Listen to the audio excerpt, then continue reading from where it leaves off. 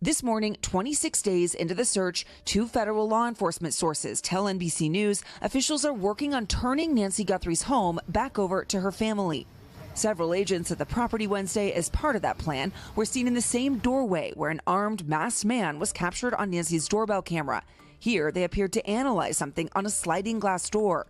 Local authorities also plan to restrict public parking on Nancy's street starting today. I heard Savannah Guthrie say this yesterday in her announcement about the reward, that it was the first time she sort of publicly acknowledged that her mother might be dead.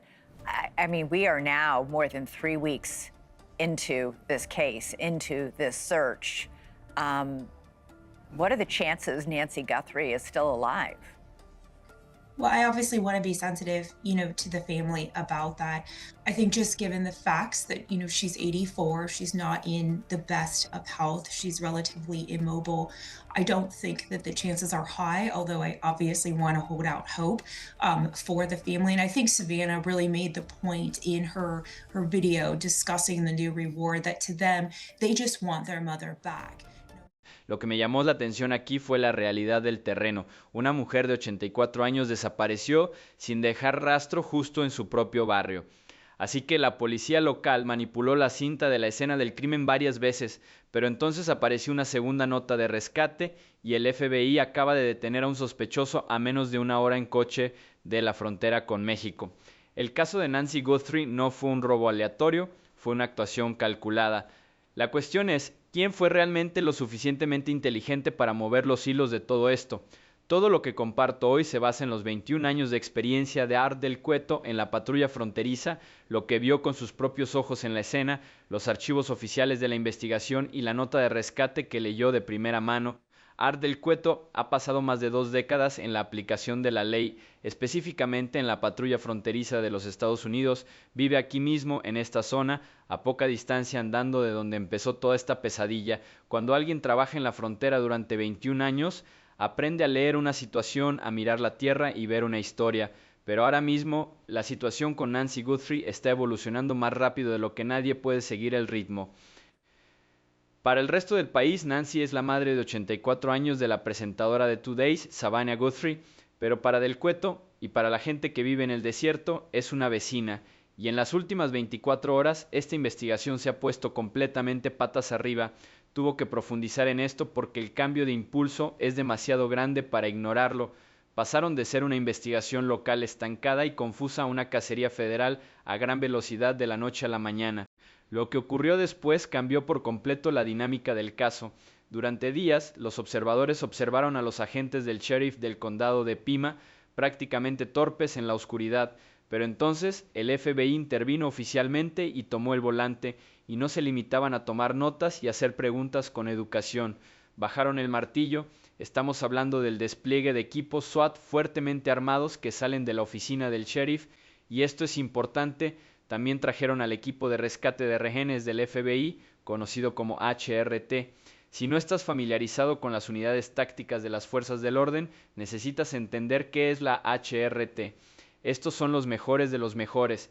Están altamente entrenados, a menudo ex fuerzas militares especiales, y su único trabajo es extraer a las víctimas que están retenidas en contra de su voluntad, lo que significa que no están aquí para dar un paseo casual por el desierto.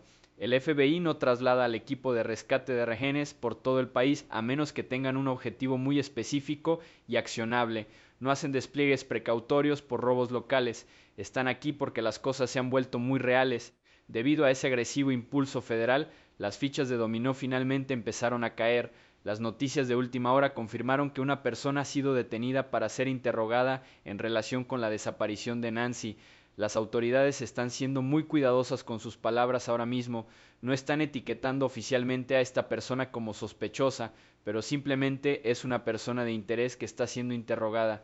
Pero hay que mirar dónde ocurrió esto. Los informes confirman que esta persona fue detenida aproximadamente 1 hora al sur de Tucson.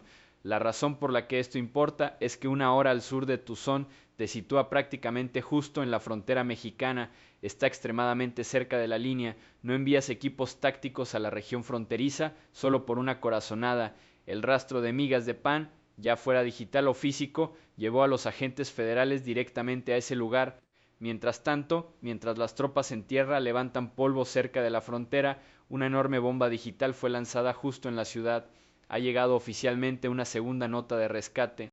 Entonces, ¿a quién se lo enviaron? No lo enviaron directamente al FBI ni a Savannah Guthrie, lo enviaron a KOLD-TV, una emisora local afiliada justo allí en Tucson. El director de noticias de la emisora confirmó que el mensaje llegó a través de un formulario web del tipo que se rellena en la página Contáctanos de una web. Generó automáticamente un correo electrónico para la redacción.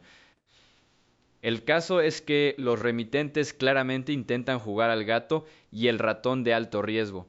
Las fuerzas del orden analizaron rápidamente la huella digital de este nuevo mensaje. Descubrieron que la dirección IP utilizada para esta segunda nota es completamente diferente de la IP utilizada para la nota de rescate inicial. Sin embargo, parece que el remitente usó exactamente el mismo tipo de servidor seguro para ocultar su ubicación.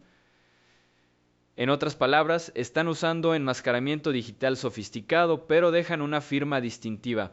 Según la estación, esta nueva nota contiene algo muy específico, una prueba que los remitentes creen que convencerá a los investigadores de que son exactamente las mismas personas que enviaron el primer conjunto de demandas. Están desesperados por validarse a sí mismos. En este punto, dar un paso atrás revela la enorme y evidente brecha en cómo se está desarrollando toda esta crisis. Durante casi una semana, el departamento del sheriff local no ofreció absolutamente nada al público. Estaban en ruedas de prensa, esquivaban preguntas básicas y parecían completamente paralizados. La respuesta local fue esencialmente silencio. Y entonces, en el momento en que el FBI toma el control, el SWAT arranca, la HRT está en el suelo, se intercepta una segunda nota y un sospechoso es detenido justo cerca de la frontera. El contraste es asombroso. ¿Crees que esta enorme brecha se debe simplemente a la incompetencia de la policía local o el FBI tenía información interna que ocultaban hasta que estuvieran listos para atacar? Decidme qué os parece. Sabemos que una persona de interés ha sido detenida a aproximadamente 1 hora al sur de Tucson, justo en el borde de la línea internacional, y cuando empiezas a mirar el mapa, la aterradora realidad de este secuestro empieza a cobrar forma. Y esto es importante, tenemos que hablar de la zona geográfica de muerte en la que se encuentra esta casa. Para comprender plenamente cómo una mujer de 84 años pudo desaparecer sin dejar rastro, hay que comprender la distribución del terreno. La casa de Nancy Guthrie no está solo en un barrio tranquilo y acomodado, se encuentra aproximadamente a 60 millas de la frontera con México. Art del Cueto ha patrullado exactamente este entorno durante más de 2 décadas y desglosa exactamente qué significa esa distancia en manos de un profesional. Si te subes a un coche, mantienes la cabeza baja y pisas el acelerador, puedes llegar a la frontera en poco más de 1 hora. Cuando la gente oye hablar de la seguridad fronteriza hoy en día, a menudo imagina un muro sólido e impenetrable. Pero Art explica que la realidad sobre el terreno es muy diferente. Aunque la frontera es absolutamente más segura que en el pasado, el desierto de Arizona es enorme e implacable. Todavía hay zonas enormes y porosas por donde alguien que conoce el terreno puede deslizarse fácilmente y dirigirse hacia el sur, especialmente bajo la cobertura de la noche. La zona detrás de la casa de Nancy está llena de zanjas profundas y sin iluminar con matorrales densos y espinas. Alguien podría pasear a una víctima a través de esa densa vegetación, pasando completamente por alto las farolas y las cámaras Ring de los vecinos, cargarla en un vehículo todoterreno como un quad y desaparecer en la oscuridad. Esta vulnerabilidad geográfica conduce naturalmente al mayor rumor que circula en Internet ahora mismo. Debido a la demanda de rescate y la proximidad a la frontera, todo el mundo quiere señalar inmediatamente a los cárteles. Parece sacado directamente de una película de Hollywood, un enorme cartel mexicano de drogas fuertemente armado, cruzando la frontera para capturar a un objetivo de alto perfil. La cuestión es que, desde un punto de vista táctico y criminal, eso tiene casi ningún sentido. Art del Cueto y otros expertos federales en la aplicación de la ley coinciden en que esto no encaja en el perfil de las operaciones de los cárteles. Los cárteles son empresas multimillonarias y su objetivo principal es mover productos y ganar dinero de forma discreta. Llevarse a la madre de un presentador estadounidense muy destacado es todo lo contrario a pasar desapercibido. Un crimen como este trae el foco total y cegador del FBI, los medios nacionales y el gobierno de Estados Unidos derrumbándose sobre toda su red. Los cárteles simplemente no quieren ese tipo de presión, es un negocio increíblemente malo. Entonces, si no es un cártel importante, ¿quién orquestó esto?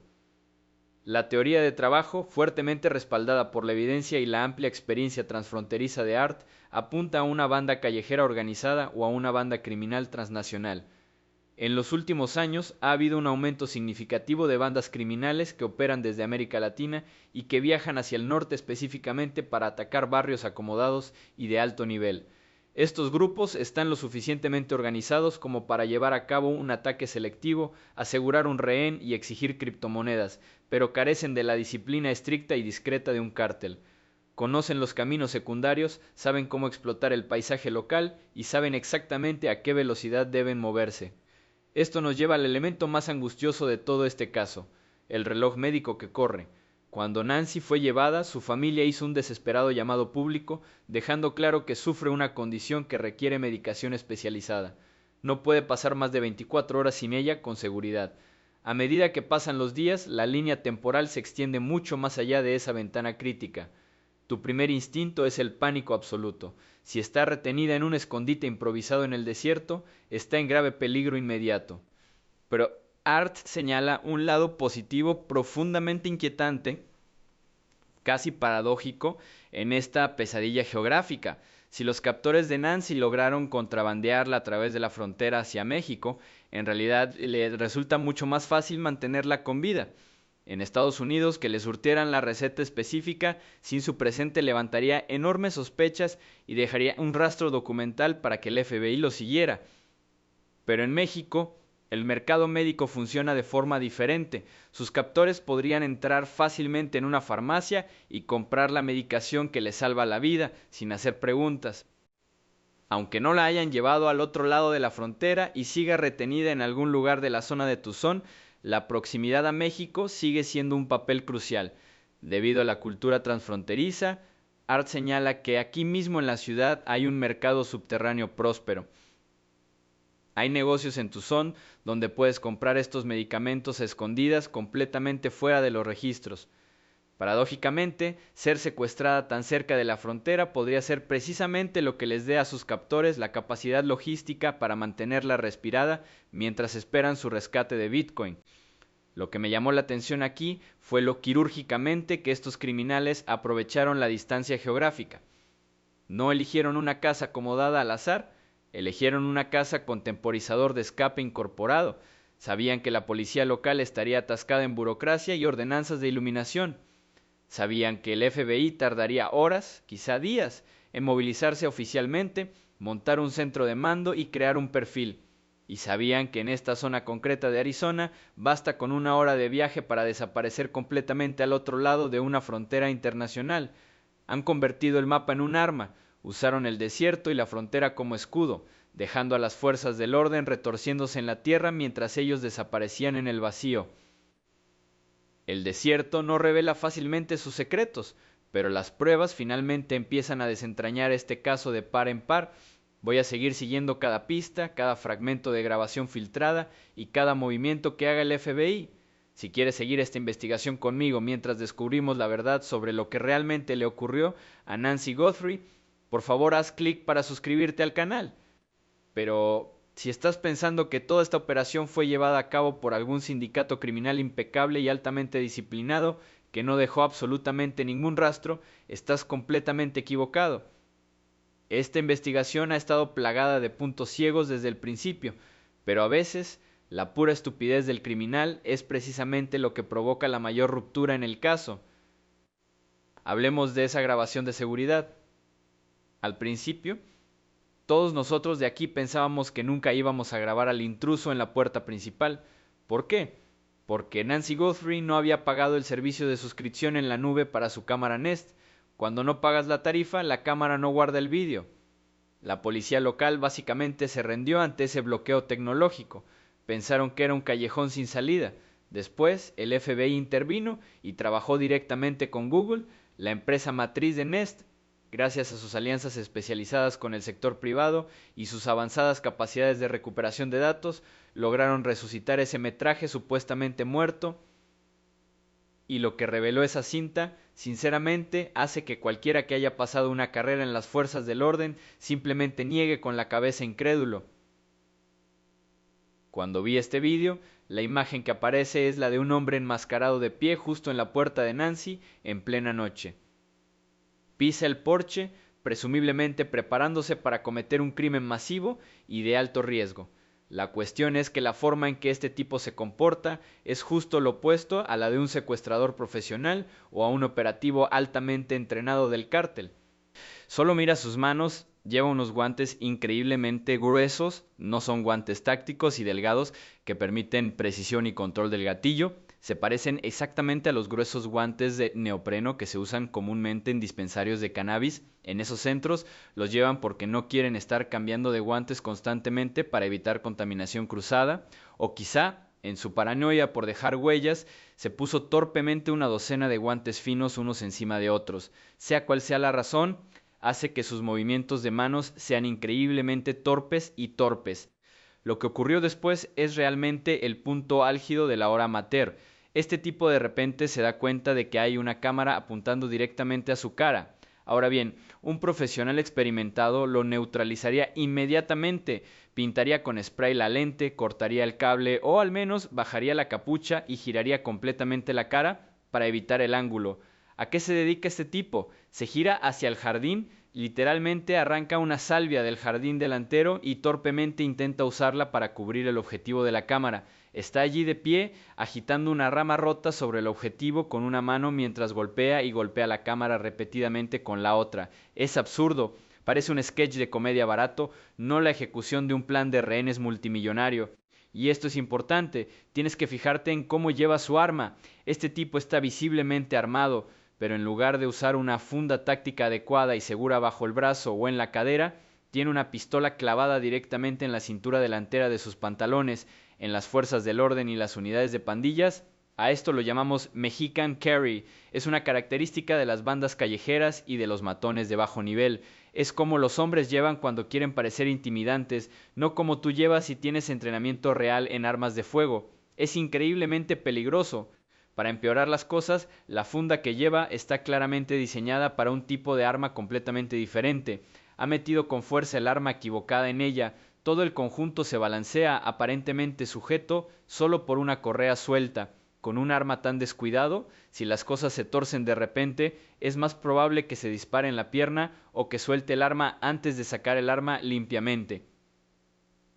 En otras palabras, no sabe cómo ocultar sus huellas, no sabe cómo desactivar un sistema básico de seguridad doméstica y ni siquiera sabe cómo equiparse adecuadamente con un arma de fuego.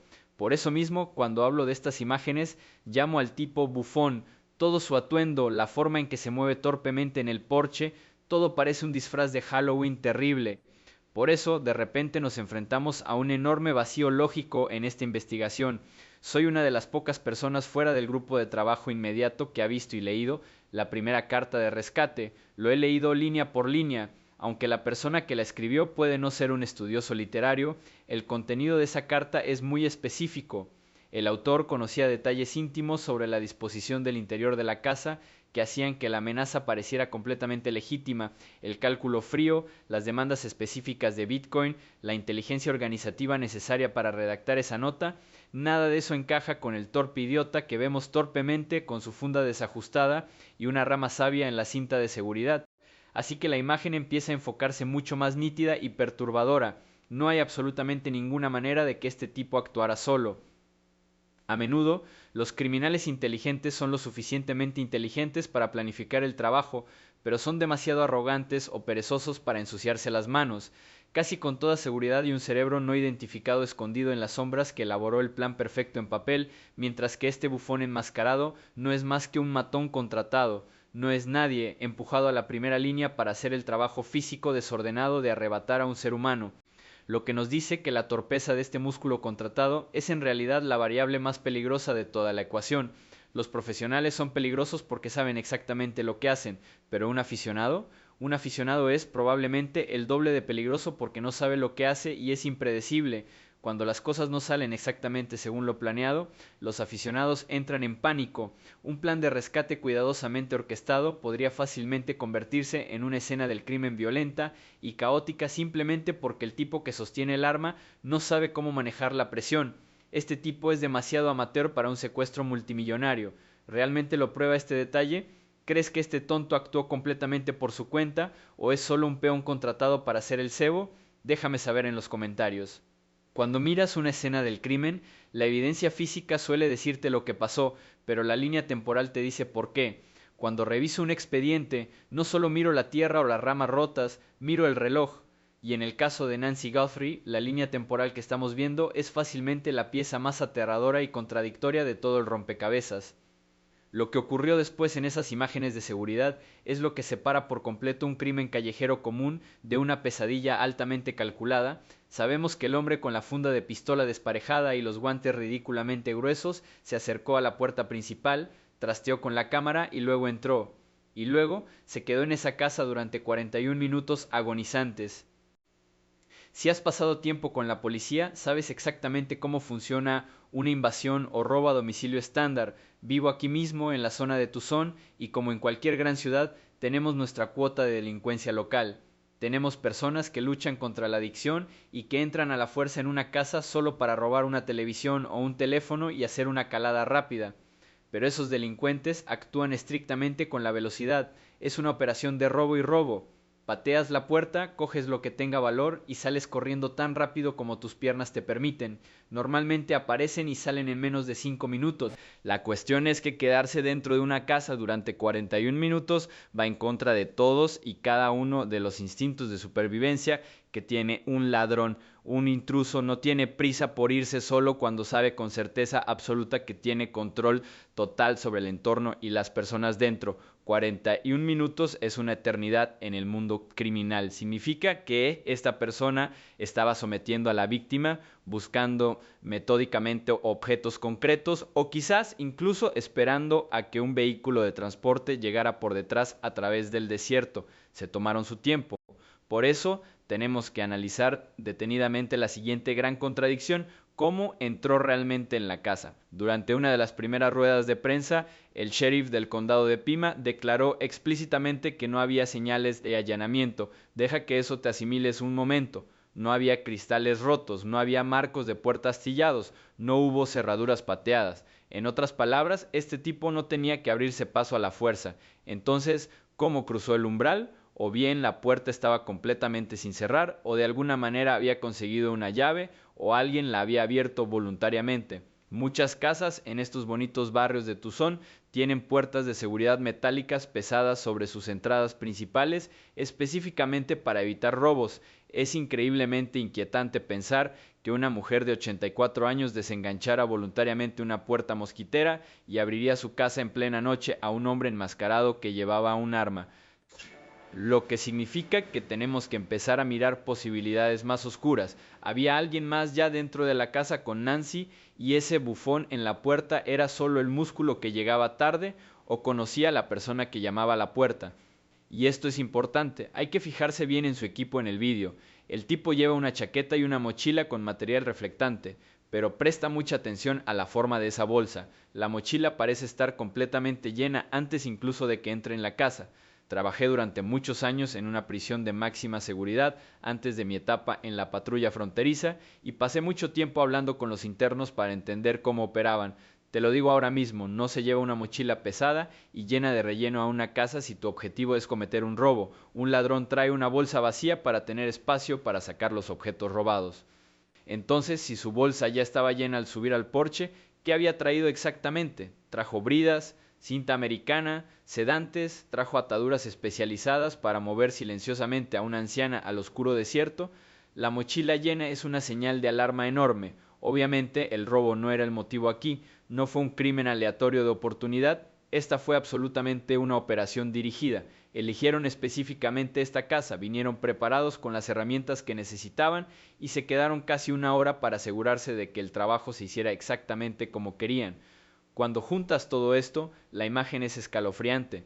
Tienes a un intruso cargando una bolsa llena de suministros, pasando 41 minutos dentro de la casa de una mujer de 84 años sin tener que romper una ventana ni forzar una cerradura para entrar.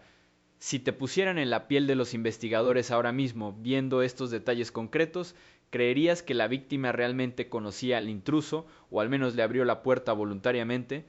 Si solo miras las imágenes de seguridad del hombre torpemente en el porche, podrías convencerte fácilmente de que esto fue solo un crimen localizado y descuidado. Ves a este tipo pelear con una rama de salvia y ajusta torpemente un arma metida en la cintura y piensas que estás tratando con un matón callejero de baja categoría que se metió en líos.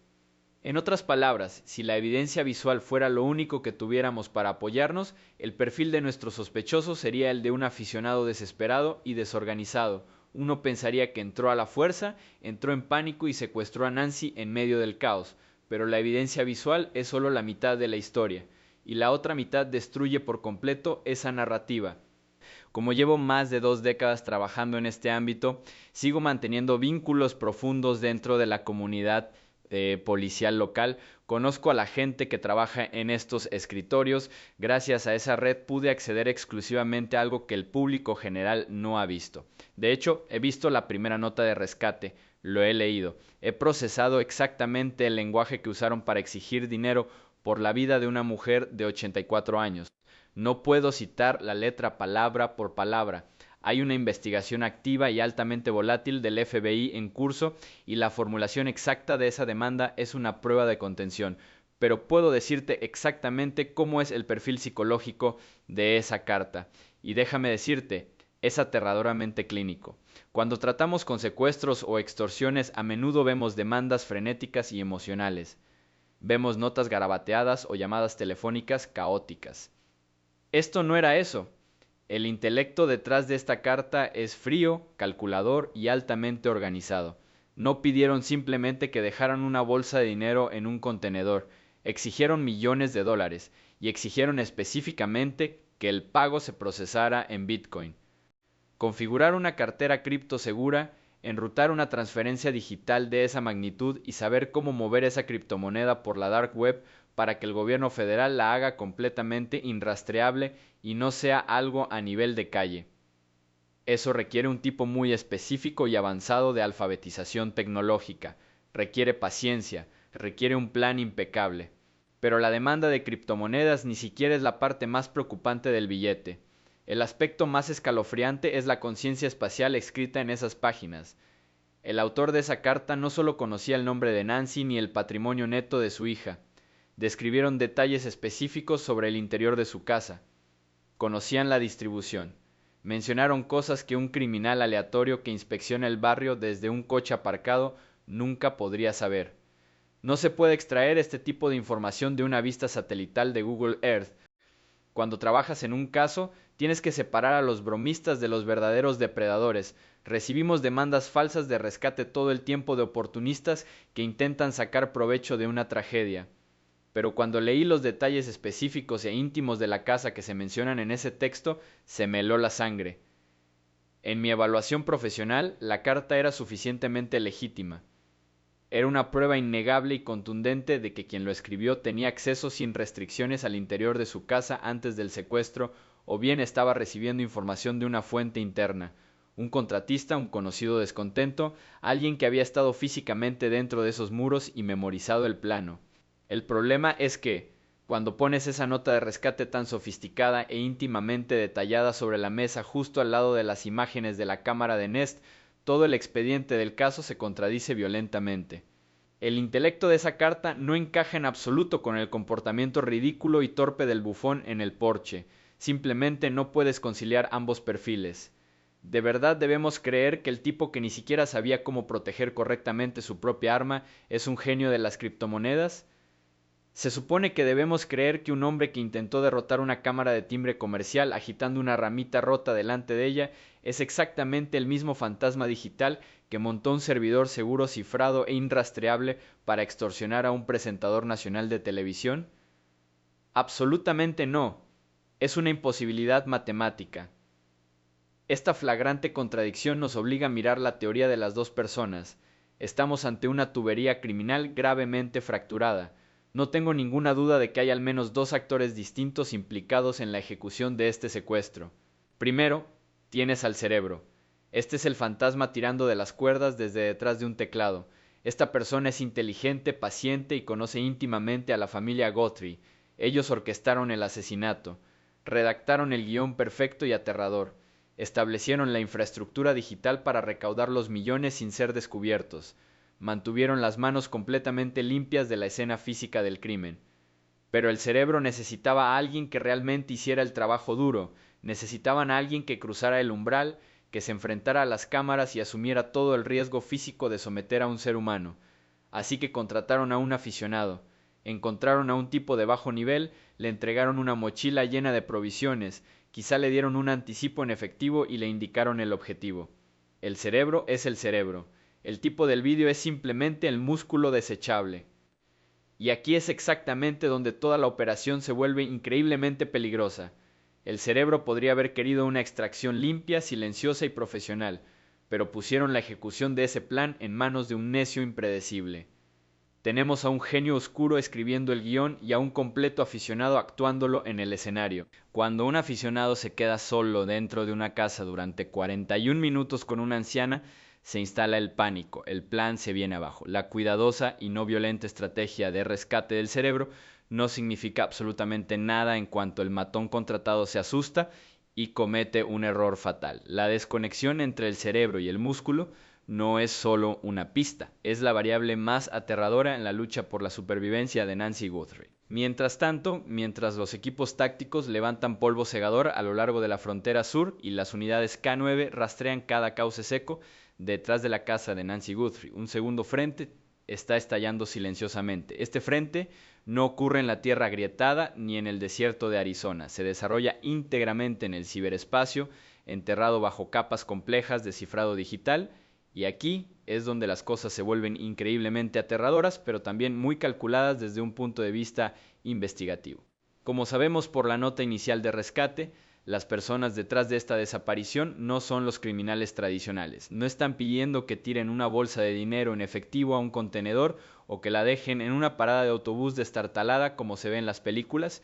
Exigen millones de dólares y exigen que ese pago masivo se procese íntegramente en Bitcoin. La criptomoneda siempre es un arma de doble filo en el mundo criminal. Por un lado, ofrece a los delincuentes un anonimato increíble, especialmente si saben cómo hacer caer esos fondos a través de complejos sistemas de la dark web para borrar sus huellas. Pero por otro lado, la tecnología blockchain es por su propia naturaleza un libro de contabilidad público. Cualquiera, incluido el FBI, expertos en ciberseguridad e incluso periodistas de investigación independientes, puede consultar esa dirección de cartera y seguir cada fluctuación en tiempo real. Durante los primeros días tras la desaparición de Nancy, esa dirección de monedero de Bitcoin quedó completamente congelada. Nada entrando, nada saliendo. Era como una casa digital silenciosa y abandonada, esperando a que lanzaran una enorme bolsa de dinero dentro. Pero el último informe solo provocó una onda de conmoción en la investigación. Ahí está la primera señal de vida. Acaban de ejecutar una transacción y se metieron directamente en esa maldita cartera de Bitcoin. Pero este es el detalle que nos hace detenernos en seco.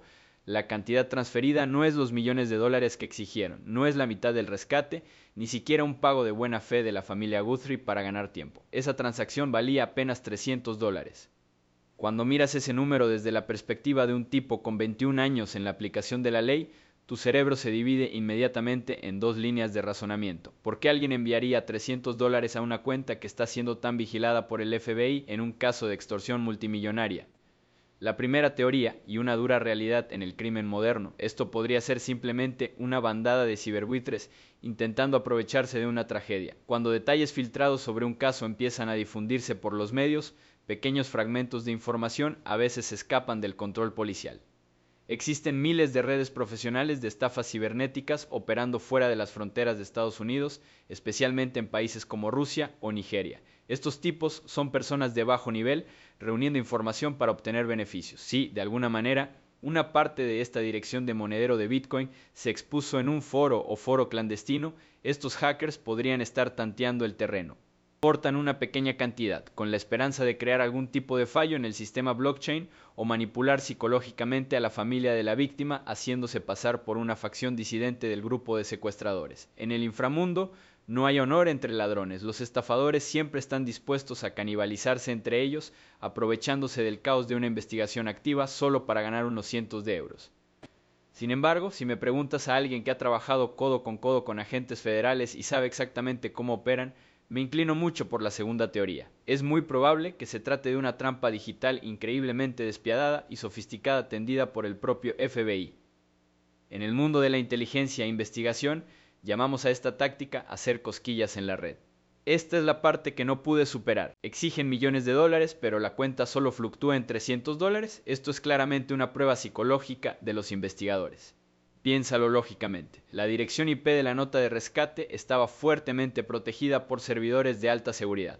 La policía no puede simplemente llamar a la puerta del cerebro basándose en un correo anónimo. Están en un callejón sin salida. Entonces, ¿qué hacen?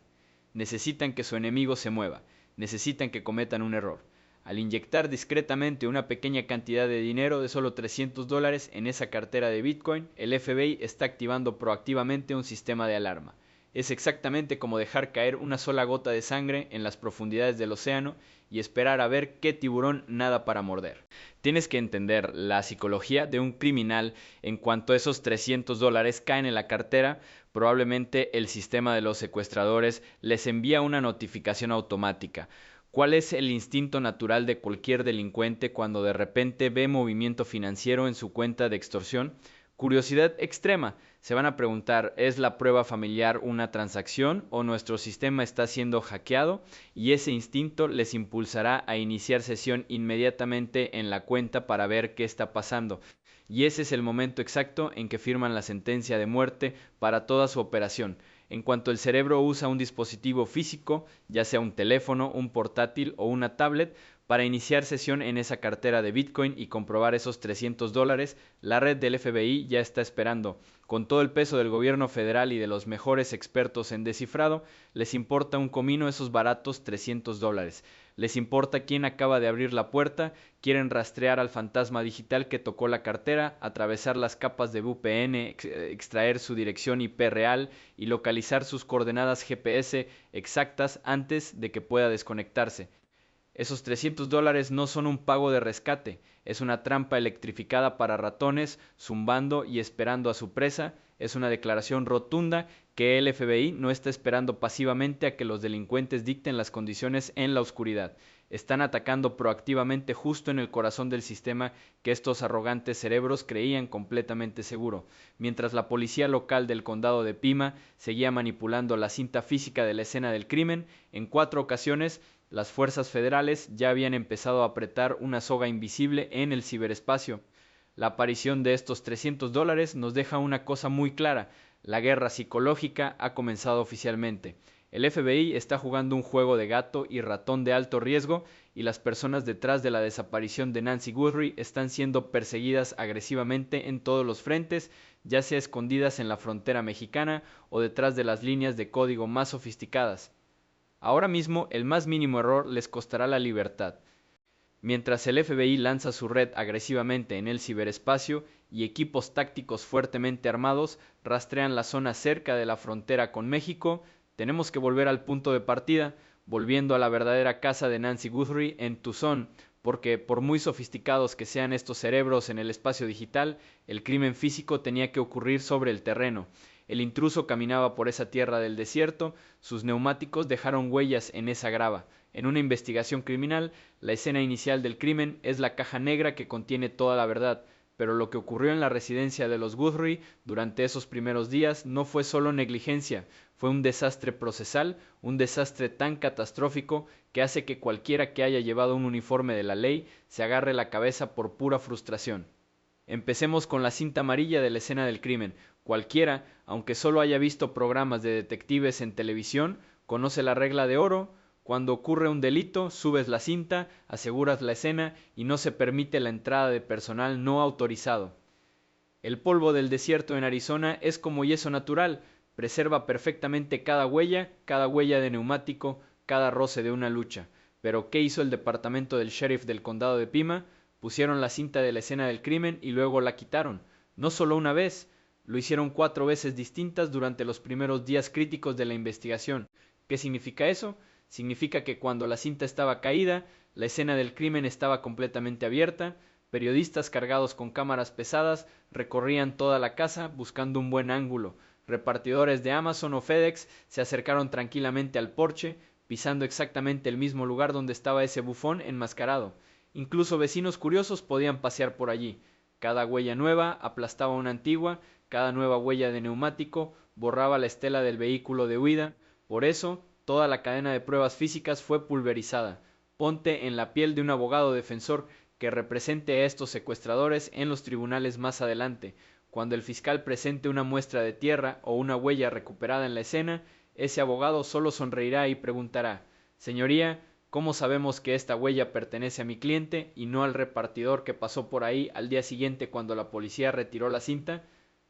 Con esa única pregunta, toda la prueba queda desmontada y el jurado tendrá una duda razonable. La policía local no solo perdió el rastro, puede que hayan desperdiciado por la borda la oportunidad de condenar a los culpables. Pero el caos no termina ahí. La siguiente historia es realmente el clímax del absurdo. Cuando cae la noche, el desierto detrás de la casa de Nancy se hunde en una oscuridad total. Esta es la ventana dorada para cubrir esos lechos secos de arroyos, buscando objetos caídos o marcas de arrastre en la tierra. Para eso, la policía necesita luz, mucha luz. Normalmente traerían focos potentes que iluminan toda la manzana para que los detectives y forenses puedan hacer su trabajo. Pero durante esas primeras noches cruciales, la escena del crimen quedó en la oscuridad. ¿Y cuál fue la excusa que pusieron? El departamento del sheriff del condado de Pima no encendió los focos porque violaría la ordenanza de contaminación lumínica. Sí, has oído bien. Tucson cuenta con grandes observatorios y tienen estrictas leyes locales que limitan la luz artificial por la noche para proteger el cielo estrellado. Pero aplicar una ordenanza ambiental local en medio de un secuestro activo para la escena del crimen con rescate, donde está en juego una vida humana, es una decisión tan mala que desafía la creencia. Pasé 21 años patrullando la frontera y no puedo ocultar mi absoluta indignación cuando hablo de esto. En mi mundo, cuando cazas traficantes de personas o miembros de cárteles en plena noche, no te importan las estrellas, te importa encontrar a la víctima antes de que sea demasiado tarde. Lo diré claro, si yo hubiera sido el comandante del incidente en esa escena, habría traído los focos más brillantes que pudiera encontrar. Yo los habría encendido y habría iluminado ese barrio como si fuera un estadio de fútbol. Si el ayuntamiento quisiera quejarse, si los ecologistas quisieran demandar por contaminación lumínica, estaría perfectamente dispuesto a ir a juicio y luchar contra esas multas más adelante, porque en ese momento la vida de una mujer de 84 años quedándose sin medicación crucial es mucho más importante que un estúpido código administrativo. La vida humana siempre tiene que ser lo primero. Esta respuesta rígida, burocrática e indecisa de la policía local creó puntos ciegos fatales, dando a los secuestradores un tiempo extra precioso para escapar y borrar sus huellas. Según algunas fuentes, la persona principal encargada de la escena durante esas horas críticas parecía ser un detective con apenas 2 años de servicio. Asegurar una escena del crimen es lo primero que pasa en la academia de policía. Entonces, ¿crees que este sabotaje catastrófico de la escena fue simplemente la incompetencia de un detective novato o existe una posibilidad más oscura de que las pruebas hayan sido comprometidas intencionadamente? La búsqueda de la verdad detrás de la desaparición de Nancy Guthrie aún tiene muchos rincones oscuros esperando ser iluminados, y cada día que pasa revela misterios más escalofriantes. No podemos permitir que este caso se desvanezca en el silencio. Si quieres seguir acompañándome mientras profundizamos en la psicología criminal, descubrimos pruebas ocultas y exigimos justicia para la víctima, por favor, pulsa ese botón de suscribirte ahora mismo. Tu atención es la mayor presión que tenemos para sacar la verdad a la luz. Cuando te paras frente a una casa de $1 millón en esta zona de Tucson, mirando los céspedes perfectamente cuidados, las calles pavimentadas y lisas y las cámaras de seguridad que cubren los caminos, sientes que este lugar es una fortaleza. Todo desprende la sensación segura y fortificada de un suburbio americano, pero eso es solo una ilusión. En cuanto cruzas el límite del jardín trasero, dirigiéndote hacia el borde de la propiedad, la línea de civilización termina abruptamente. A partir de ahí comienza el desierto, y la naturaleza salvaje siempre es despiadada. Este cambio repentino de terreno es la clave para entender exactamente cómo los secuestradores manipularon la escena. Hace unos días llevé a un reportero de investigación directamente al campo detrás de la casa de Nancy. Quería que se alejara de los flashes mediáticos y experimentara de primera mano lo que nosotros, los locales, llamamos el lavado. Son cauces secos de arroyos, zanjas áridas erosionadas durante siglos por raras riadas repentinas en el desierto. Durante el día, a simple vista, parece un tramo vacío de grava, maleza de artemisa crecida e incontables racimos de cactus espinosos. Parece seco pero inofensivo. Pero cuando se pone el sol, el lavarío se convierte en un monstruo completamente distinto. Se convierte en el punto ciego perfecto, una grieta negra que absorbe toda la luz. Pasé 21 años de mi vida trabajando para la patrulla fronteriza, viví con el calor, el frío y la oscuridad de esta tierra, sé exactamente cómo las organizaciones criminales transnacionales, los traficantes de personas y las bandas explotan este terreno de aguas secas. Como el arroyo está varios pies por debajo del nivel de la calle, las farolas del barrio simplemente no pueden llegar al fondo. No solo eso, sino que esas caras cámaras de timbre ring en las casas de $1 millón a lo largo de la calle se vuelven inútiles. Su campo de visión solo capta el movimiento en un plano horizontal, no pueden atravesar la gruesa capa de oscuridad en la trinchera. Si conoces la ruta, puedes seguir este arroyo, deslizarte entre decenas de casas, llevar armas, una mochila rellena o incluso arrastrar a un ser humano sin que se grabe ni un solo sonido. Es una autopista invisible. Cuando el caso se hizo evidente y la negligencia de la policía local, las fuerzas del orden federales reconocieron de inmediato la amenaza que suponía esta zona de lavado. Sabían que si los secuestradores escapaban a pie, sin duda usarían el lavadero para evitar ser detectados, pero para buscar en un entorno tan duro y vasto, no puedes simplemente coger una linterna, movilizar a unos cuantos patrulleros para que salgan a pasear y esperar tropezar accidentalmente con una pista. Tienes que llamar a los verdaderos cazadores. Por eso se desplegaron Vortak y las unidades K9 más élite. Si no estás en la industria, probablemente nunca hayas oído hablar de Vortak. Esa es la unidad táctica de la patrulla fronteriza. En los círculos policiales y militares son respetados como los mejores rastreadores de hombres del planeta. Su trabajo no es poner multas de tráfico, su trabajo consiste en lanzarse al terreno más traicionero del mundo para cazar a los capos de la droga más duros. Estos agentes pueden leer el terreno como si fuera un libro, pueden mirar una roca ligeramente volcada que expone un suelo más oscuro debajo, una rama de cactus doblada de forma antinatural o una hendidura tenue en la arena dura y a partir de ahí leer exactamente hacia dónde fue el objetivo, cuántas personas había y cuánto peso llevaba. Junto con perros K9 especialmente entrenados para detectar olor humano y químicos médicos a gran distancia, esta unidad rastreó cada centímetro cuadrado del desierto detrás de la casa de Nancy Guthrie.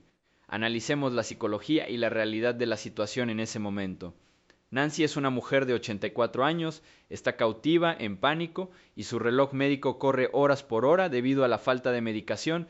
Si ese bufón enmascarado arrastró a una persona mayor por una zona llena de grava, sumideros y cactus espinosos en la noche completamente oscura, algo tenía que quedarse atrás sin duda. El caos siempre deja huella, un trozo de tela de ropa de dormir enganchado por una espina afilada, un frasco de pastillas caído, una marca de desliz estampada en la arena, un rastro de arrastre desde la suela de un zapato. La naturaleza salvaje nunca miente y nunca podrá guardar un secreto de los ojos entrenados de Vortak. Pero tras horas de búsqueda intensa, revisando cada arbusto e iluminando cada centímetro de tierra, los resultados que el equipo táctico reportó fueron un shock enorme. Era un cero absoluto. No había absolutamente ninguna tela, no se caen objetos, ni la más mínima señal de que hubiera habido una lucha humana o un movimiento a través de la lavadora esa noche.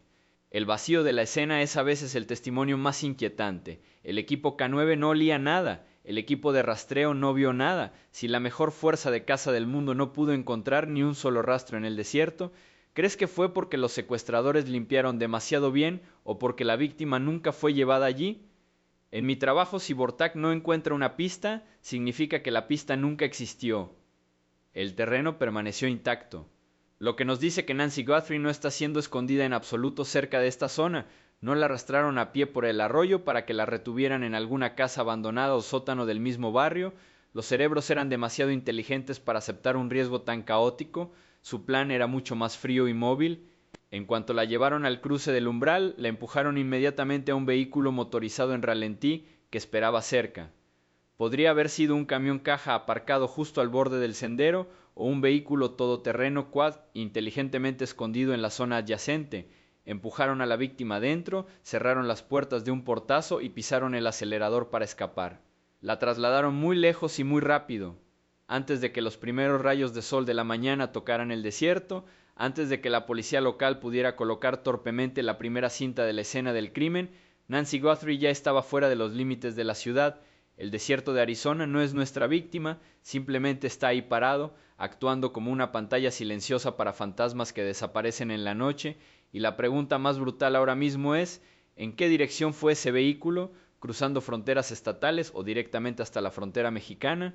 Cada investigación acaba topando con un muro crítico donde termina la evidencia física y comienza el rompecabezas psicológico. Hemos hablado del torpe idiota que se burla con su arma en el porche, la sofisticada nota de rescate digital, los aterradores 41 minutos dentro de la casa y el fracaso absoluto de la gestión local de la escena del crimen. Pero para entender realmente la anatomía de este crimen, tenemos que dejar de mirar cómo ocurrió y empezar a preguntarnos por qué. De todas las casas de Estados Unidos, de todos los barrios extensos de Arizona, ¿por qué atacaron a Nancy Guthrie? La razón por la que esto importa es que establecer el verdadero motivo redefine completamente el perfil de las personas que estamos cazando. Nos dice si estamos ante un crimen de oportunidad caótica o de un golpe frío y calculado. Empecemos hablando del propio barrio.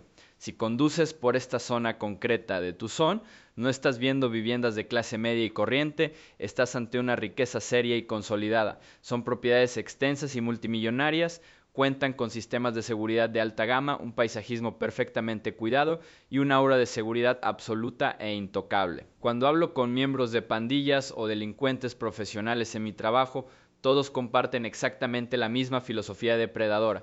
Siempre me dicen directamente: Art, no robamos en los barrios pobres, los pobres no tienen nada que nos quitar, vamos a los barrios ricos. Pero hay una diferencia enorme entre una banda de ladrones que quiere robar unos cuantos relojes Rolex y un sindicato coordinado que lleva a cabo un secuestro multimillonario. Robar propiedades es una cosa, robar a un ser humano es una estratosfera de riesgo completamente diferente. Si un ladrón común simplemente estuviera recorriendo esta zona acomodada buscando un golpe rápido y fácil, buscaría un objetivo fácil. Buscaban una casa con una vista clara desde la calle, quizá una puerta de garaje abierta o un porche delantero mal iluminado donde pudieran tirar una puerta a patadas y salir corriendo. La casa de Nancy es justo lo contrario de una víctima fácil. Cuando salí a pasear por el terreno con periodistas de investigación, señalé lo increíblemente aislado que es realmente la distribución de estas propiedades. Su casa no está justo en la acera, está situada muy adentro del solar, lejos de la calle principal. Está fuertemente protegida por una densa vegetación desértica, árboles autóctonos masivos y una vegetación densa. Desde la carretera apenas se puede distinguir que hay una puerta principal y mucho menos ver quién pasa por ella, lo que significa que un criminal cualquiera que recorriera las calles buscando un crimen oportunista nunca, jamás elegiría esta casa en concreto. Simplemente no lo verían, no sabrían que estaba ahí. Así que no fue casualidad, fue una operación increíblemente precisa y dirigida. El cerebro detrás de esta trama no señaló ciegamente un mapa, eligieron a un ser humano concreto, hicieron una investigación exhaustiva, sabían exactamente quién era Nancy. Más importante aún, sabían exactamente quién era su hija. Savannah Guthrie no es solo una cara conocida en la televisión matutina, es una pilar nacional con importantes recursos financieros y una enorme influencia pública. Los secuestradores miraron la casa aislada de Nancy, el patrimonio neto de su familia y vieron un boleto de lotería andante y respirando. Sabían que si la llevaban, podrían exigir un rescate astronómico en Bitcoin y la familia realmente tendría los medios para pagarlo. Lo que descubrí es que este nivel de segmentación requiere vigilancia. Tenían que haber vigilado la casa, tenían que conocer sus rutinas, cuándo estaba sola y exactamente cuánto tardaría la policía local en responder ante un disturbio. Utilizaron su privacidad en su contra. Y luego tenemos que mirar las consecuencias políticas, que honestamente son una de las capas más extrañas y perturbadoras de toda esta pesadilla. Ahora mismo Estados Unidos está completamente cautivado por este caso. Lidera todos los informativos nacionales, Tienes al FBI lanzando equipos de rescate de rehenes de élite al desierto, huellas digitales rebotando por la dark web y una familia de alto perfil suplicando en la televisión nacional por la vida de una mujer de 84 años. Todo el país está temblando. Mientras tanto mira al liderazgo local, el silencio es absolutamente ensordecedor. ¿Dónde está el alcalde de Tucson? ¿Dónde está el gobernador de Arizona? En mis 2 décadas en la aplicación de la ley, he visto a políticos luchar con uñas y dientes para ponerse delante de un micrófono en cuanto ocurre un incidente mediático en su jurisdicción. Normalmente quieren que se les vea tomando las riendas, consolando a la comunidad y asegurando al público que todo está bajo control. Sin embargo, en medio de uno de los crímenes más descarados y aterradores de la historia moderna del Estado, se han vaporizado esencialmente. No se encuentran por ninguna parte. No han subido a un atril para tranquilizar a los aterrorizados ciudadanos de Tucson. No han hecho una declaración fuerte y unificada condenando esta táctica al estilo cartel que se está llevando a cabo justo en su propio patio trasero. La cuestión es que este silencio no es casualidad, es un miedo político calculado. Un crimen de esta magnitud destroza por completo la ilusión de seguridad de la que dependen los políticos para mantener la economía local funcionando y satisfacer la base impositiva de los ricos. Si la madre de un famoso presentador de televisión puede ser arrancada de su fortaleza de $1 millón y arrastrada en la noche, entonces absolutamente nadie está a salvo. Reconocer la gravedad de este ataque dirigido significa admitir que han perdido completamente el control del elemento criminal en su propio estado.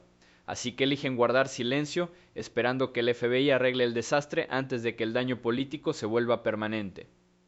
Por eso, los criminales se sienten envalentonados. Cuando el liderazgo se acobardó, el inframundo toma notas. Cuando combinas estos 3 elementos, la inmensa riqueza del barrio, la distribución oculta y profundamente aislada de la casa y el silencio cobarde del gobierno local, la imagen es escalofriante. Nancy Guthrie no estaba en el lugar equivocado en el momento equivocado. La cazaron, fue acosada por alguien que saltó las defensas naturales de su propiedad y ejecutó un plan diseñado para extorsionar a los más altos niveles de los medios estadounidenses. No vinieron por un robo rápido, vinieron por su vida sabiendo exactamente lo que valía. En ese momento, cuando la noche vuelve a caer sobre el cielo de Tucson, estoy aquí mirando el vacío completamente negro del desierto y siento cómo el cansancio empieza a instalarse en mis huesos. Hemos recorrido un largo camino juntos, desvelando las capas de uno de los casos más extraños, despiadados y llenos de contradicciones que he presenciado en mis 21 años en la aplicación de la ley fronteriza. En ese momento, empecé a cuestionar todo lo que acabábamos de recorrer. Solo hay que mirar atrás en todo este panorama.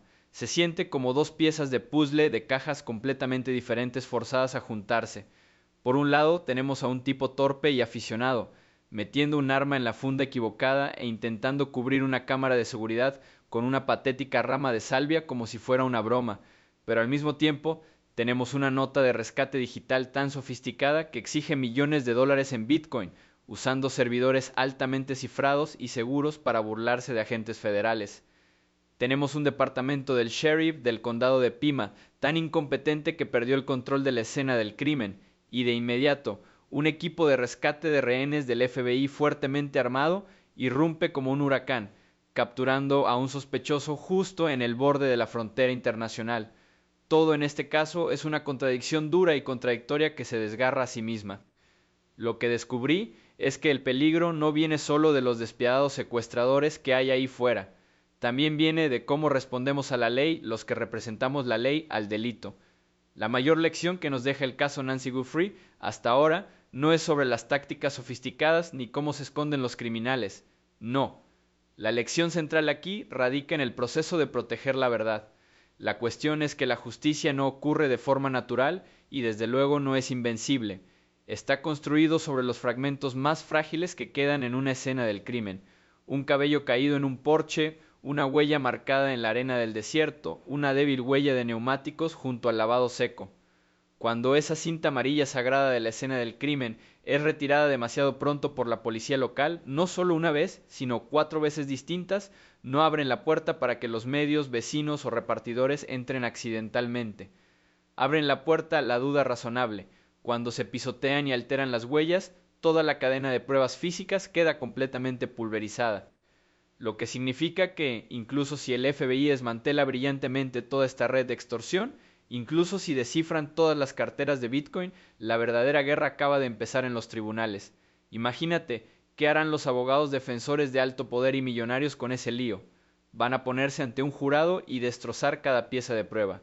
Sonreirán y señalarán que la escena estaba contaminada, que la huella podría pertenecer a absolutamente cualquiera que pasara por delante de la casa de Nancy el día que la policía olvidó poner la cinta. El jurado tendrá que dudarlo, y en la ley basta con dudas razonables para que un criminal quede libre. Una pequeña desviación por parte de la agencia investigadora en esas primeras horas, una ordenanza ridícula sobre contaminación lumínica, puede arruinar cualquier esfuerzo futuro y privar a la familia de la víctima de su oportunidad de justicia para siempre. A partir de ahí, nos empujan a nuestra realidad actual, donde todo está tenso como un cable. Estamos frente a dos mitades de una verdad incompleta y las pruebas apuntan en dos direcciones completamente opuestas. Así que, veamos exactamente lo que tenemos en nuestras manos. Tenemos a un sospechoso que acaba de ser capturado por las fuerzas federales a tan solo 1 hora en coche de la frontera mexicana, un claro testimonio de un plan de fuga transnacional y la paradoja de comprar fácilmente medicamentos en el inframundo al otro lado de la línea. Pero, por otro lado, tenemos 41 minutos de silencio absoluto dentro de una casa sin absolutamente ningún signo de entrada forzada o violencia en la puerta principal. ¿Por qué una mujer de 84 años abriría la puerta a un hombre enmascarado? ¿Por qué ese tipo trajo una mochila llena y no mostró ninguna prisa por irse? Después de reconstruir todas las pruebas que acabo de exponer, desde la escena física del crimen hasta las fluctuaciones en el ciberespacio, ¿en qué teoría apuestas? ¿La víctima fue realmente arrastrada directamente a través de la frontera mexicana por mercenarios profesionales? ¿O la respuesta es en realidad mucho más oscura, escondida entre las personas que tenían una conexión personal con ella? Este viaje no puede terminar aquí. La segunda nota de rescate ha sido enviada a Code TV, lanzando otra bomba psicológica sobre la investigación. El FBI ha rodeado la escena, apretando el lazo tanto en las plataformas digitales como en los polvorientos caminos de tierra.